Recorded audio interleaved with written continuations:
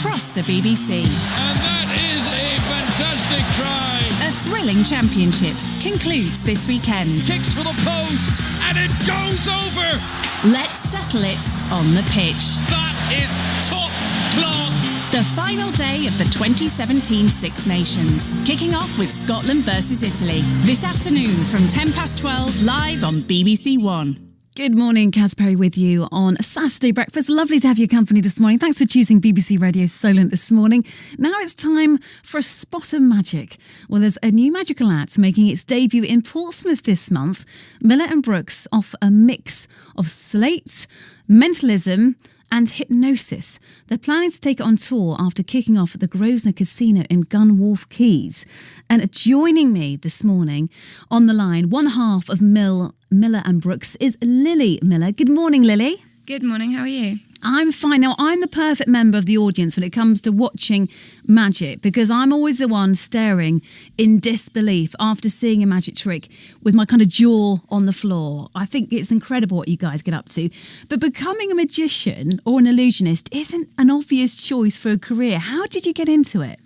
Well, it was obviously like the obligatory magic set when I was 7 from my dad's. I put it down a bit through school because, you know, I was like going up to my friends and showing them and they were just like, oh, that's lame. We like Pokemon. And I was like, oh, okay. Friends can be cruel, can't they? I'm glad you didn't listen to them. Kids can be cruel. And I just happened upon a magic shop when I was 18. Bought a trick that for £2 that I still use today. And I really got into it when I got with my girlfriend because I got made redundant. So she was like, why don't you, you're really good at this. Why don't you go out and do it? So that's when it started, to be honest. So you're now actually trying to make a career of this then? Yeah, I'd absolutely love to. It's so fun and you never know what you're going to get. No day's the same, which I really love. So if anyone came to see, what kind of things can people expect to see? What are your tricks that you do? Oh, well, Tom, he loves a bit of freak show magic, but for our stage show that we do, he focuses on comedy magic. So he does a trick where you sign a card, put it back in the deck, he loads it into a rabbit trap and picks the card out right before it shuts on his hand. And that's always a fun one to watch. That is. I like mentalism tricks. I like hypnosis. We've got a section that we are planning to do at the theatre that we've got in Haylen Island. It's Station Island Theatre, where I'm literally zip-tied to a chair and there's a door in front of me.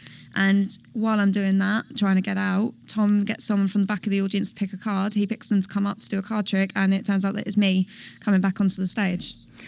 Oh, I see, that's kind of blow your mind stuff to me. I don't know. I know there's a code in Magician's World. You're not allowed to say how you deal with these things. I know you're not going to reveal anything to me, but for me, if I was watching that, I would be blown away by that. I mean, do you get a great reaction to your magic that you do? Yeah, you do. You get all sorts of reactions.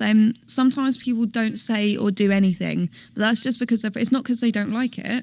Hopefully. Yes. It's because they're just processing it in their heads, or you get the people laughing, or I've had people scream at me and run away before, which is that's a bit of a weird reaction, isn't it? I know. That was the one time that I didn't have anyone filming. That would have been amazing.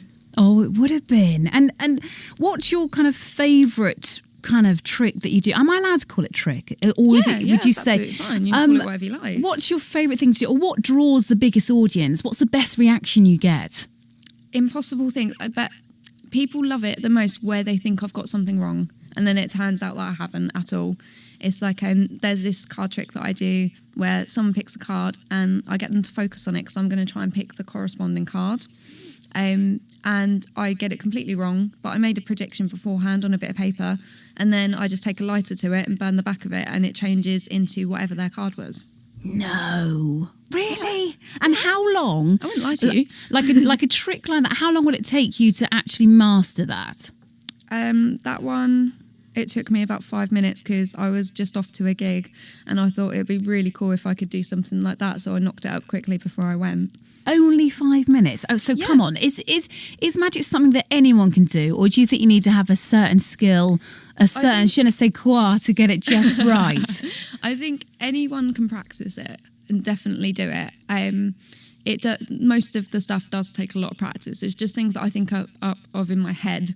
If I'm learning something that someone else has created, obviously I do put in the time and the patience, because to me that's only respect for the person that's created the trick, and I want to get it as good as I can possibly get it and do them justice. Because if I go out and mess it up, then people are just going to think that it's me, that I'm rubbish, or the trick's not very good, and I don't want people thinking that of someone else who's created the trick. I want to put in the time and the effort to do it justice. Well, I've actually seen in your Facebook page, I know we're going to have a trick of yours on our Facebook page, BBC Radio Solent as well, a bit later, but I did see the one with a tic-tac box. You had nothing there. It's a clear, transparent box, and you showed it very clearly. You hit it as in it's a hard surface, and suddenly, from nowhere, a tic-tac appeared. So I'm your easy audience, because to me, that's all I need to see, and I'm blown away. That was fantastic. Oh, thank you. It really, really was. But what I want to know is, has anyone actually ever caught you out and said, I know you did that? Has anyone ever said that to you? They've said it to me, and then I've given them whatever it is and said, how do you think I did it then? And they can never tell me, which I'm quite proud of, actually. And the Tic Tac one, so they've never called you out then? They've never actually been able to say or prove this is how you've done it? Touch wood, I've never got that yet. That is incredible. And obviously you're only one half of your act. How do you two get on, Miller and Brooks? How does it all work? We get on so well, literally. We met on Facebook a while ago because I was just on the Magician's page when I first started out, asking what I wear to gigs, because you need pocket space, and women's trousers do not have much pocket space. And that is very, especially if you're wearing skinny jeans. There's nothing going down those, is there? Definitely. And there was all these guys like, oh, you should wear a pretty little dress. Why don't you marry me? And I was just like, I'm sorry, I think my girlfriend would have an issue with that. And Tom private messaged me. He was like, please, can I add you on Facebook? That was amazing. And we started meeting up. I got an offer from the Wave Maiden in Southsea to do a magic show there, Victorian magic show. And they said, did I have anyone else in mind? So, of course, I asked Tom.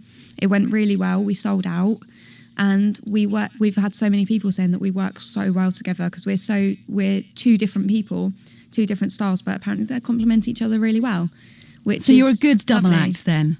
I'd like to think so, yeah. Well, look, Lily, you're making me smile, and you've sold me. If people want to come and see you, where can they come to? The Grosvenor Casino. It's the 31st of March at 7:30. On our Facebook page, Miller and Brooks, there's all the contact details for the casino to order tickets, and we're going to be at Station Island Theatre in June as well. We've got so many coming up, so they will be all on our Facebook page. So it is really taking off. Lily, thank you ever so much for coming on the show this morning. Thank you, Lily.